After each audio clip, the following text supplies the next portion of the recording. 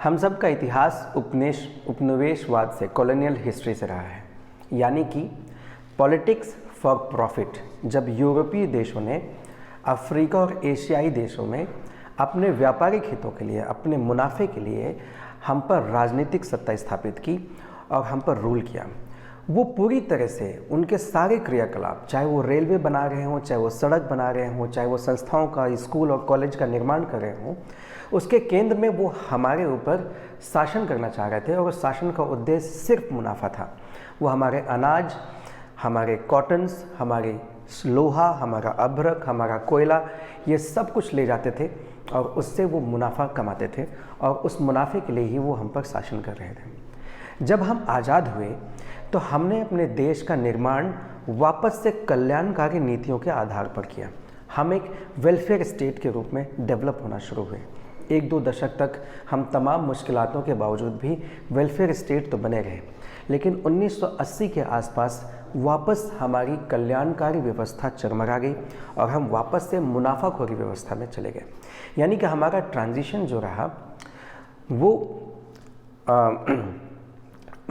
Business politics से हट करके पॉलिटिकल बिजनेस की तरफ चला गया। मतलब बिजनेस ओरिएंटेड पॉलिटिक्स, जिसको हम कॉलोनियल हिस्ट्री कहते हैं, उपनिवेशवाद कहते हैं, वहाँ से हट करके हम कैपिटलिस्ट पॉलिटिक्स, मतलब ग्लोबलाइजेशन, और ग्लोबलाइजेशन के सेंटर पे प्रॉफिट या बिजनेस, राइट। हमने राजनीति, समाजशास्त्र को छोड़ करके बिजनेस को धुरी पे रख करके हमने इंटरनेशनल, राइट, अंतर्राष्ट्रीय को हटा करके ग्लोबलाइजेशन, राइट, को हमने रिप्लेस कर दिया। ये जो ट्रांजिशन आया, इस ट्रांजिशन को हम अपनी सामाजिक चेतना में भी देख सकते हैं, जनरल पब्लिक कॉन्शियस में देख सकते हैं। 1970-80 तक हम सब लोगों के घरों की दीवारों में पंडित नेहरू, सुभाष चंद्र बोस, भगत सिंह, डॉक्टर भीमराव अंबेडकर, महात्मा गांधी, इंदिरा गांधी, लाल बहादुर शास्त्री, इन लोगों की फ़ोटोज़, पॉलिटिकल लीडर्स की फ़ोटोज़ होती थी और हम उनसे प्रेरणाएं लेते थे। 80 से लेकर के 2000 के बीच में हम देखेंगे कि सिनेमाई कलाकार शाहरुख खान, अनिल कपूर, अमिताभ बच्चन, शत्रुघ्न सिन्हा, जैकी श्रॉफ या जो फीमेल एक्ट्रेस थे, इन लोगों की पोस्टर्स, इन लोगों की फ़ोटोज़ हमारी वॉलपेपर्स बन गई। अराउंड 2000-2005 ऑनवर्ड्स हम सब लोगों के डेस्कटॉप्स के वॉलपेपर्स, हमारे मोबाइल के वॉलपेपर्स, बिजनेस लीडर्स के कोट्स, थॉट्स, फोटोज़ से रिप्लेस होने लगे। Within this 70 years of we being a free country, एक आज़ाद देश के रूप में 70 सालों के अंदर हम राजनीतिक लीडरशिप से बिजनेस लीडरशिप की तरफ शिफ्ट हुए। This shift, this transition itself explains that what went wrong in our society. This isolation of individual families have created this gap. नौकरी की तलाश में जब हम शहर आ गए अपने गांव से उठ करके, और जब हमने गांव की गरीबी से उठ करके शहर की मिडिल क्लास अमीरी तक पहुँचे और हम सिनेमा हॉल्स और शॉपिंग मॉल्स की चकाचौंध में अपने आप को एक सशक्त और रईस व्यक्ति या परिवार के रूप में जब हम देखने लगे, और जब हम अपने गांव वापस गए तो हमने देखा कि हमारे ही साथ स्कूल में पढ़े लिखे लोग आज वैसे ही गरीब और मजबूर होकर के जीवन जी रहे हैं। तो उस गैप को हमने एंजॉय करना शुरू किया। हमने अपने भाग्य को, अपनी काबिलियत को, अपनी ही पीठ थपथपाई और हमने कहा कि हम इनसे बेहतर थे और इसलिए हम बेहतर होते आए। लेकिन धीरे धीरे हमें जब ये समझ में आने लगा कि हमें अवसर प्राप्त हुआ, उन्हें अवसर प्राप्त नहीं हुआ, चाहे वो उनकी गलती रही हो, चाहे वो हमारी कम गलती रही हो, चाहे वो एक्सीडेंटल रहा हो, चाहे वो प्रायोजित तरीके से रहा हो, लेकिन it is just the matter of opportunities that we got and they did not get. This gap has been created. Now when we look back, जब हम अपने ही गांव के लोगों के साथ देखते हैं तो हमें देखते हैं कि वो लोग 2000-3000 वोट के लिए, रुपए के लिए, शराब के लिए, नशे के लिए, कुछ छोटी मोटी फ़ायदों के लिए अपना वोट बेच देते हैं। और चूँकि वो 70% है तो उनके ही वोट से सरकार बन जाती है, और जो लोग भी सरकार बनाते हैं वो उनको और हमको दोनों को ये बताते हैं कि नहीं भाई, हम तो ऐसे ही समाज के लोग हैं, ये वही समाज है जिसमें धर्म और जाति को बांट करके ही जीता जा सकता है और सत्ता कायम की जा सकती है, और हम उस पर विश्वास करने लगते हैं क्योंकि हम अपनी खाने की मेज़ पर, अपने सोफ़े पर, अपने बिस्तर पर, अपनी कार की सीट पर बैठ कर के ये सोचते हैं कि ये गरीब लोग तो वोट बेच देते हैं, ये छोटी छोटी लालच पे बिक जाते हैं और उसका नतीजा हमें भुगतना पड़ता है। और यही हमारी नीति है, यही हमारा भाग्य है, दुर्भाग्य है, यही होता रहेगा, यही चलता रहेगा। ये जो गैप है, इस गैप को ख़त्म करना पड़ेगा। मैं एंटरप्रेन्योरशिप का प्रोफेसर रहा हूँ, 15 सालों से मैंने उद्यमिता पढ़ाई है। नीति आयोग और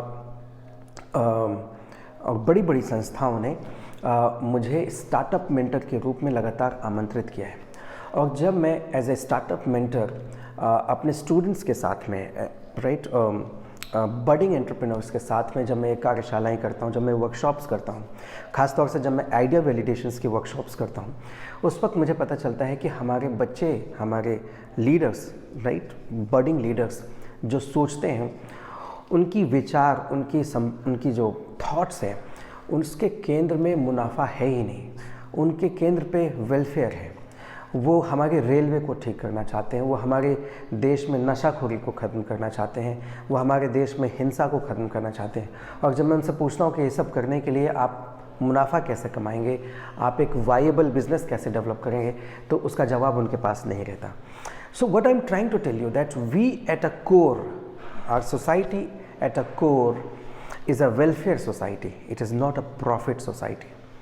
But because of hyper romanticism about business management education and engineering education, we somehow started believing कि मुनाफा ही हमारी नियति है। मुनाफा कमाना अपनी फैमिली के लिए, अपने परिवार के लिए, अपने व्यवस्थाओं के लिए या सर्वाइव करने के लिए हमारे पास एक ही तरीका है कि let's build a profitable institutions. इसके अलावा हमारे पास कोई ऑप्शन नहीं है। ये सोच करके हम उन लोगों से अलग होते गए जिन लोगों के पास में संभावना ही नहीं है कि वो अपने परिवार के लिए कोई प्रॉफिट इंस्टीट्यूशंस डेवलप कर पाएँ, और वो गरीबी में जीने लगे, बुरी स्वास्थ्य कंडीशन में, पुअर हेल्थ कंडीशंस में जीने लगे। वो उनके बच्चे स्टेंटिंग और वेस्टिंग का शिकार होने लगे, वो लोग नशाखोरी में डूबने लगे, और चंद नशे और पैसे के लिए वो लोग अपना वोट बेचते रहे और उनका वोट बिकने लगा। ये जो डिवाइड डेवलप हुआ, वो डिवाइड इसलिए डेवलप हुआ कि हम शहरों में अपने परिवार का भरण पोषण करने में मशगूल हैं, और वो गाँव में अपनी मजबूरियों के साथ जूझ रहे हैं, और उनकी मजबूरियों का फ़ायदा उठाने वाली सत्ता उन लोगों को लगातार उनको शोषित कर रही है। और चूंकि वो बहुमत में है, वो 72% है, 70% है, तो उन लोगों के वोट से सरकारें बन जाती हैं।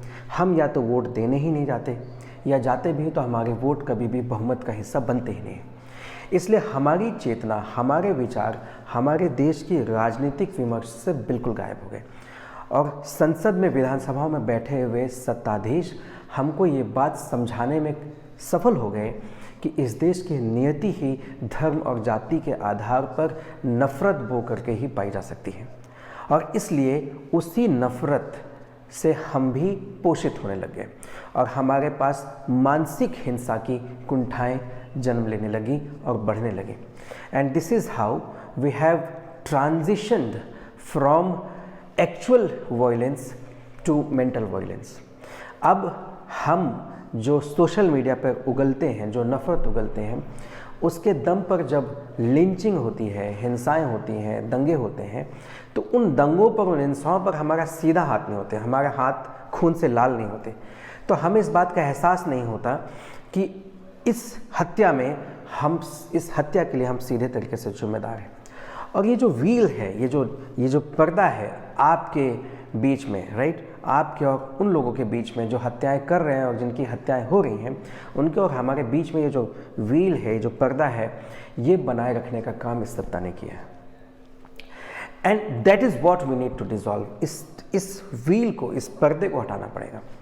अब हम सब की जिम्मेदारी ये है कि वो लोग जो वेलफेयर कर सकते हैं, वो लोग जो कल्याण कर सकते हैं, और वो लोग जिनको हमारे कल्याणकारी काबिलियत की, इच्छा शक्ति की आवश्यकता है, उन लोगों के बीच में हमको एक सीधा पुल स्थापित करना पड़ेगा। टेक्नोलॉजी की मदद से अब ये संभव है।